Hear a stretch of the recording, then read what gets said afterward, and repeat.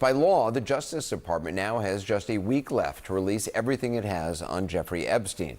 Today, Democrats on the House Oversight Committee made their own contribution to the public record, putting out several dozen photos that were provided by the Jeffrey Epstein estate. Now, these are just some of the more notable ones. The ranking committee Democrat, Congressman Robert Garcia, calls them, quote, disturbing, and says they, quote, raise even more questions about Epstein and his relationships with some of the most powerful men in the world.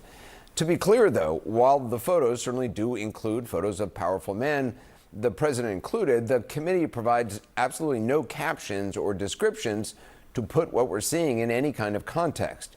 And none of the men has ever been charged with any wrongdoing related to Epstein. None of the released images depict any sexual misconduct, nor believed to depict underage girls. For instance, there's this photo of then Citizen Trump with a woman on a plane, but no clue as to whose plane or which woman or when and where this was taken. There's also an image of him surrounded by women, all of whose faces have been obscured. Again, no information about who these women are in the photo, nor when and where this was taken. The president weighed in on the photos tonight. Well, I haven't seen it, but I mean, everybody knew this man. He was all over Palm Beach. He has photos with everybody. I mean, almost, there are hundreds and hundreds of people that have photos with him. So that's no big deal. I know nothing about it.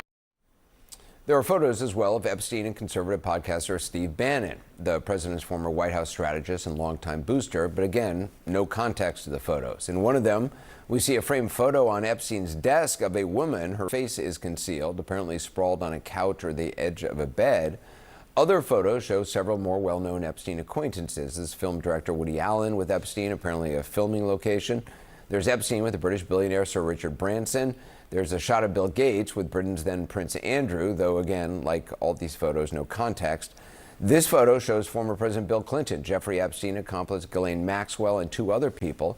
We should note that late tonight, Republican House Oversight Committee Chairman James Comer threatened contempt proceedings against Bill Clinton and Hillary Clinton if they don't appear for depositions on Epstein next week. Also among the photos, this one of a satirical Trump condom made by a New York novelty shop. One of those condoms is actually in the Smithsonian, though it's not on display. And more photos of Epstein himself, one in a tub, apparently taking a bubble bath, another at a bookstore, Barnes & Noble, apparently holding a book about himself over his face. Finally, there's this, unclear where it was taken, a GX99 massage therapy system. Joining me now, Democratic Congresswoman Melanie Stansbury, who sits on the committee that released the photos. Congresswoman, why did Democrats on your committee choose to release these photos now, and can you give any context around them? Do you know the context of them? Yeah, so I was briefed on this release this afternoon, and as I understand it, on Thursday afternoon, the estate notified the committee that they had additional documents to produce in response to the subpoena that the committee had issued. This would be the fourth tranche of documents that have been released. As you recall, the first was the birthday book. The second was flight schedules and a series of documents. And the third were the emails that were these explosive documents a few weeks ago. And so the latest is a set of photographs that seem to come from an iCloud account that Jeffrey Epstein held, as well as photos that were attached to emails. And as was explained to me by the attorneys from the committee, there was no context provided by the estate. So there are 95,000 photos released by the estate. The attorneys went to New York to meet with the estate to authenticate that these were indeed from the estate, and they were released to the committee. As the attorneys explained to me, they are only about 10% through the entire photograph cache, and that there are many more very, very disturbing photographs, including potentially photographs of sex acts and other disturbing photos in this cache of documents. And so I don't know the specifics as to why the committee chose this representative few photographs, but certainly the photographs are quite disturbing. And just to be clear, what you just said, you said that there are other photographs that attorneys are still going through, which may show actual sex acts. Are those attorneys for your committee, or are those from the Epstein estate? Has the Epstein estate actually handed over those images already?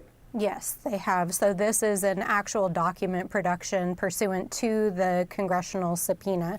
So we subpoenaed these documents from the estate, and they've been producing various documents in various tranches. So like I said, this is the fourth production, and the attorneys for the committee, which is a bipartisan set of attorneys, so both Democratic and Republican attorneys, went to authenticate the release of these documents.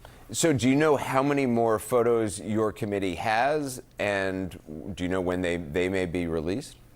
As was explained to me by the attorneys today, there's about 95,000 photographs were released by the estate yesterday.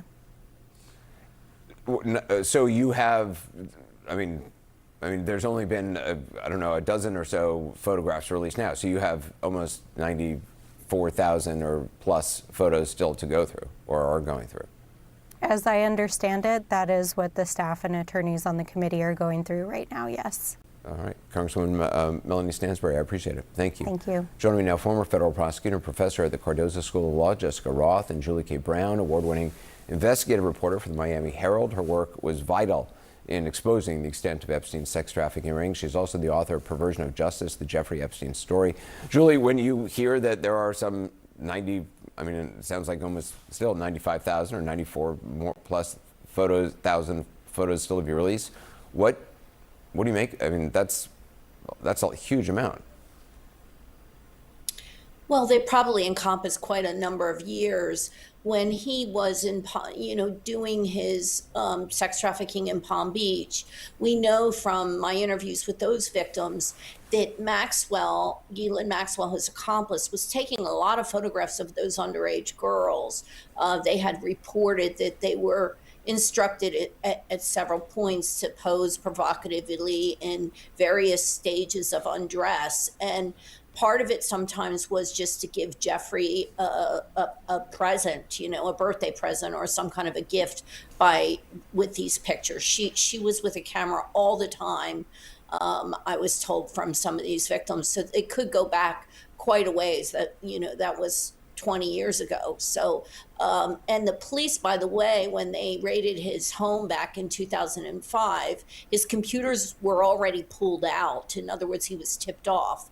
So they never got their hands on the photographs back then. They never got their hands on his computers, which presumably contained some of these photographs.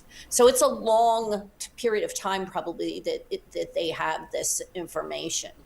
Jessica, why do you think some of the faces were redacted by the committee and others not? We haven't been provided with a full explanation of that. I mean, that's among the many things that we don't have about the context for these photographs. I think the implication is that these may be redactions to protect the privacy of the survivors. We know that that is something that Congress is appropriately concerned about, and that the Department of Justice under the Epstein Transparency Act is permitted to make redactions for, but there hasn't been a clear statement. And they have not said these faces are redacted because they are survivors. That's my understanding. That certainly was not put out with the photographs, to my understanding, right, thus far. But again, we don't have so much of the context for these photographs. We don't have the dates on which they were taken. We don't have where they were taken, or information about what was happening at the moment when the photographs were taken, sort of outside of the frame. Right. I mean, some of these could be, public events that the people are just being photographed with, to the point that the president made. I mean, I think it's a fair point. Many people had photographs of Jeffrey Epstein. Right. We need a clear statement from Congress about why they're making the redactions that they are, and more context to be able to appreciate the significance of these photographs that were released today. Julie, the Department of Justice has a deadline, December 19th, to release the documents, as you well know, that it has in possession. Do you think they'll meet that deadline? And how much redaction? I mean, I guess there's no way to know what Pam Bondi is going to do and what kind of instructions she's following. But what's your hope, or what's your sense? Well, I think that they are obviously going to have to release something. It's just a question of how much it's going to be redacted, or how much they're going to withhold, on the grounds that now, as you know, the president announced that they were going to do an investigation into Democrats. So that's an open criminal investigation. So they could use that as a reason to not turn over some of this material. But what I will say is, the good part about the whole thing, there are two good pieces of good news on this, and that is that the Oversight Committee quite frankly, is getting more information than I think is contained in the Justice Department files. I've always felt that the Justice Department really didn't investigate this case thoroughly from the very beginning. So we're probably getting more information from them, number one. And number two, we have the victims, and more of them are talking and coming out every single day. And they know what happened, and they are talking. And, it would behoove the FBI, for example, to start talking to some of these women and to really find out what Epstein was doing and who was involved and who was helping him. And Julie, you're saying the committee's getting more information. Is that because they're getting it from the Epstein estate? Yes, the Epstein estate is turning over. Like I said, I know, for example, when the investigation was in Palm Beach, they didn't get these photographs. They didn't get anything from his computer. So they're getting more information probably now than before, number one. And number two, we could compare it to what the Justice Department is going to turn over. For example, if the Justice Department says we didn't get anything on his computers, we know for a fact now that there was information on his computers. If you like the video, do like, comment, share, and subscribe.